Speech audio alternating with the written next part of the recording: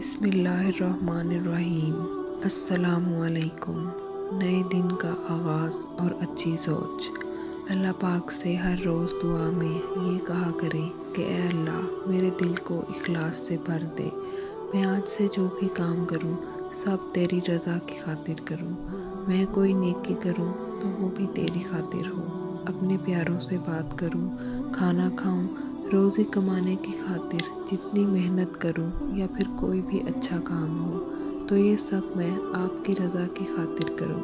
اللہ پاک سے اپنے لیے استقامت مانگا کریں، ثابت قدمی مانگا کریں کہ دین پر ہم لوگ قائم رہیں، کسی سے ہماری وجہ سے کچھ برا نہ ہو۔ ہم کہیں اگر ڈگمگانے لگیں تو اے اللہ آپ ہم سب کو تھام لینا، کوئی اشارہ دے دینا جس سے ہم اس گناہ کے کرنے سے رک جائیں۔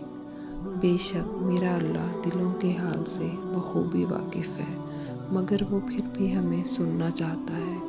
ہر بات اللہ سے شیئر کیا کریں، ہر روز اس عہد کے ساتھ اپنے دن کو شروع کیا کریں کہ آج ہم نے زیادہ سے زیادہ نیکیاں کرنی ہیں، اللہ کو راضی کرنا ہے، اس کی مخلوق کو بھی ناراض نہیں کرنا ہے۔